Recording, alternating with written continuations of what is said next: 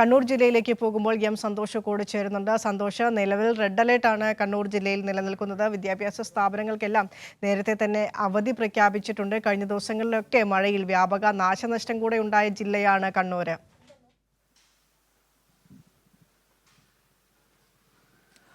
വിനിഷ, കണ്ണൂരിൽ ഇപ്പോൾ മഴയില്ല. ഇന്ന് രാവിലെ നല്ല മഴയുണ്ടായിരുന്നു. എന്നാൽ കഴിഞ്ഞ ഒരു മണിക്കൂറിലധികമായി തെളിഞ്ഞ അന്തരീക്ഷമാണ് കണ്ണൂരിലുള്ളത്. ഒരു സ്ഥലത്തും കാര്യമായി മഴ പെയ്യുന്നില്ല എന്നുള്ളതാണ് മനസ്സിലാകുന്നത്. പക്ഷേ റെഡ് അലർട്ട് കണ്ണൂർ ജില്ലയിൽ നിലനിൽക്കുന്നുണ്ട്. അതുകൊണ്ട് തന്നെ മലയോര മേഖലയിലും തീരദേശ മേഖലയിലും എല്ലാം തന്നെ അതീവ ജാഗ്രത തുടരുകയാണ്. വിദ്യാഭ്യാസ സ്ഥാപനങ്ങൾക്ക് കലക്ടർ അവധി പ്രഖ്യാപിച്ചിട്ടുണ്ട്. അങ്കണവാടികൾക്കും ട്യൂഷൻ സെന്ററുകൾക്കും മദ്രസകൾക്കുമെല്ലാം അവധി ബാധകമാണ്. അതേസമയം തന്നെ ഈ കണ്ണൂർ ജില്ലയിൽ ഇടപെട്ടുണ്ടാകുന്ന ശക്തമായ മഴയിൽ അതോടൊപ്പം തന്നെ കാറ്റിലും വ്യാപകമായിട്ടുള്ള കൃഷിനാശം കൂടി റിപ്പോർട്ട് ചെയ്യുന്നുണ്ട്.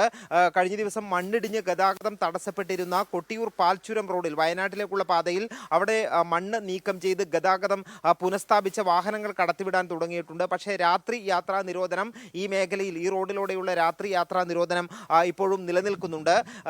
ഈ വ്യാപകമായിട്ടുള്ള കാറ്റിൽ KSEBക്കും വലിയ നാശനഷ്ടം കണ്ണൂർ ജില്ലയിൽ സംഭവിച്ചിട്ടുണ്ട്. കാരണം മരങ്ങൾ കടപുഴകി വീണും മരച്ചില്ലകൾ പൊട്ടി വീണുമെല്ലാം തന്നെയുമാണ് ഈ KSEBക്ക് വൈദ്യുതി ലൈനുകളും പോസ്റ്റുകളും ട്രാൻസ്ഫോമറുകളും എല്ലാം തകരാറിലാകുന്ന ഒരു സ്ഥിതിയാണ് ഉള്ളത്. അത്തരത്തിലുള്ള നാശനഷ്ടം കൂടിയുണ്ട്. ഏതായാലും നിലവിൽ മഴ മാറി നിൽക്കുന്നത് ആശ്വാസമാണ്. കാരണം തീവ്ര മഴ തുടരുന്ന സാഹചര്യത്തിൽ പുഴകളിലെല്ലാം ജലനിരപ്പ് ഉയർന്ന സാഹചര്യം ഉണ്ടായിരുന്നു. പക്ഷേ മഴ മാറി നിൽക്കുന്നതോടുകൂടി ആ വെള്ളം ഇറങ്ങുന്നത് കൊണ്ട് തന്നെ വലിയ ആശ്വാസമാണുള്ളത്.